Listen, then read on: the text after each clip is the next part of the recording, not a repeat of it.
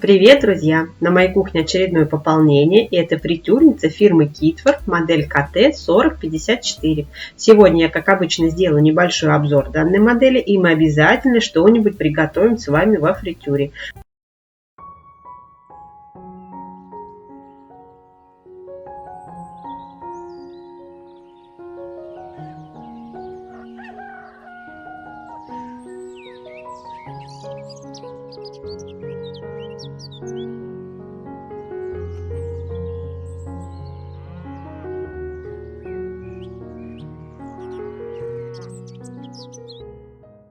В комплект поставки входит сама фритюрница. Вот так она выглядит со всех сторон. Данная модель полностью разборная, что очень облегчает ее обслуживание. Имеется инструкция по эксплуатации полностью на русском языке, в которой подробно описаны все действия по подготовке фритюрницы к первому запуску. Также есть раздел с рецептами. Кстати, готовить во фритюре можно абсолютно любые продукты: рыбу, мясо, овощи и даже фрукты, что для меня было открытием. Конечно же, имеется электронное гарантийное обслуживание и, как всегда, много рекламных буклетов, по которым реально можно выиграть гарантированные призы, и коллекционный магнит в подарок, куда же без него. Фритюрница состоит из блока управления нагревательным элементом. Блок управления имеет сенсорный дисплей, на котором отображается вся необходимая информация. Кнопка включения-выключения включает устройство, после чего звучит звуковой сигнал и загорается индикатор нагрева и дисплей. На правой части дисплея будет отображаться время таймера, а на левой температура приготовления. Кнопки увеличить или уменьшить настраивают время таймера до 30 минут. Кнопками больше или меньше настраивается температура приготовления от 130 до 190 градусов с шагом в 20 градусов, что позволяет готовить различные продукты. Чаша фритюрницы, как и нагревательный элемент, съемная, что очень облегчает ее обслуживание. В модели фритюрницы КТ-4054 чаша покрыта эмалью со всех сторон. Также имеется вместительная корзина для жарки со съемной ручкой, что очень экономит место при хранении. Корзина выполнена из нержавеющей стали. За один раз в корзине можно приготовить около полукилограмма продуктов. Как можно видеть, ручка легко снимается и ставится обратно без особых усилий. У корзины также имеется вот такой крючок, при помощи которого ее можно закрепить на борту фритюрницы для того, чтобы стекло лишнее масло с готовых продуктов. Крышка фритюрницы, как и сам корпус, выполнена из нержавеющей стали. В крышке имеется смотровое окошко, при помощи которого можно следить за степенью готовности блюда, не поднимая крышку. Также в крышке имеется угольный фильтр на вентиляционной решетке, который помогает сдерживать распространение неприятного запаха и масляных испарений во время жарки. При необходимости со временем эти фильтры можно заменить. Итак, прошлись по техническим характеристикам. Теперь приступаем к подготовке фритюрницы к первому запуску. Производитель советует перед первым включением хорошо вымыть все части фритюрницы. Для этого необходимо снять блок управления с нагревательным элементом, аккуратно вымыть тен водой с жидкостью для мытья посуды, избегая попадания воды в блок управления. Затем необходимо вымыть чашу, корзину и ручку от корзины водой с жидкостью для мытья посуды, не используя агрессивные моющие средства.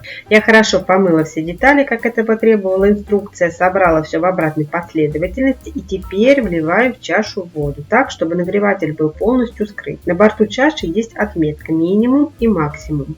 Итак, воду налили, включаем фритюрницу в сеть, нажимаем кнопку включения, звучит звуковой сигнал, и мы видим, что загорается индикатор нагрева.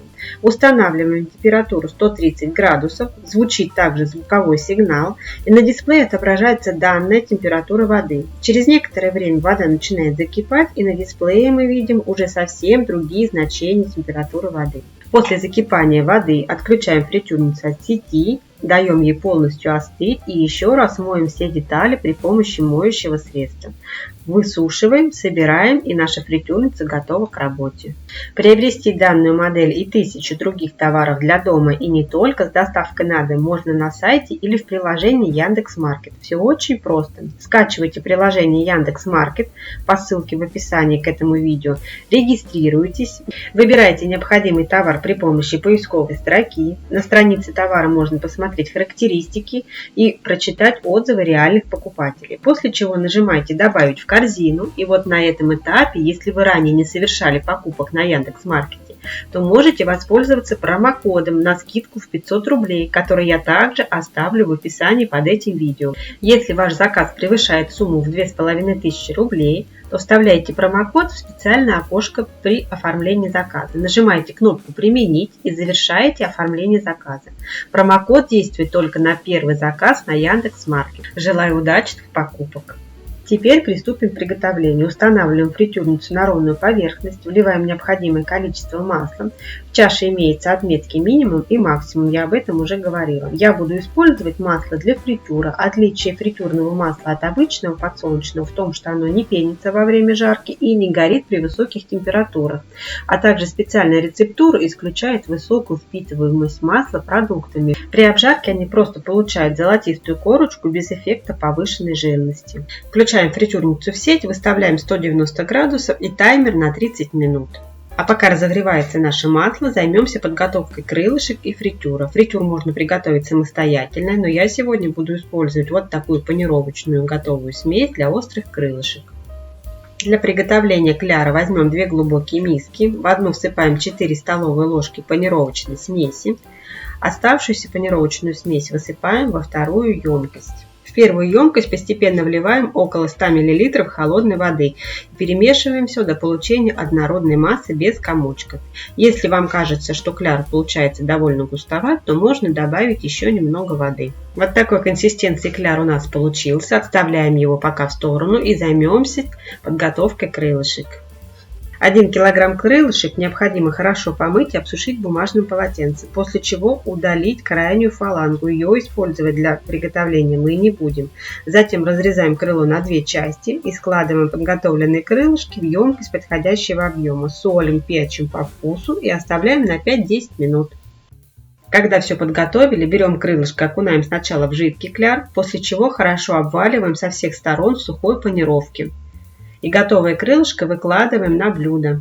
Все эти действия проделываем со всеми крылышками.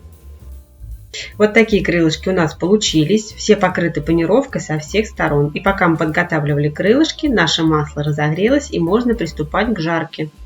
Приподнимаем корзину из масла, но так, чтобы дно корзины было погружено в масло. Это делается для того, чтобы, когда мы погружаем в корзину холодные продукты, они не прилипли к ней. Заполняем корзину подготовленными крылышками, после чего погружаем ее в масло и жарим крылышки до готовности. В книге рецептов есть таблица, в которой указано, что крылышки готовятся при температуре 190 градусов от 10 до 14 минут. Но так как я готовлю это первый раз, я буду ориентироваться визуально, периодически поднимая корзину и смотря на состояние крылышек и степень зажаривания. Чуть не забыла сказать, что данная фритюрница имеет так называемую холодную зону. Это зазор между нагревателем и дном чаши. Нагреватель во фритюрнице съемный, погружной и при установке в чашу не достает до дна. Поэтому осадки от продуктов на дне чаши находятся в самом холодном месте, и они не будут гореть и давать неприятный запах и привкус. Во фритюрнице продукты жарятся в глубоком слое горячего масла. Продукты во фритюре готовятся быстрее, чем на сковороде, из-за короткого воздействия высокой температуры со всех сторон. Несмотря на то, что продукты готовятся в масле, в жареных во фритюре продуктах масло обычно содержится меньше, чем в жареных на сковороде.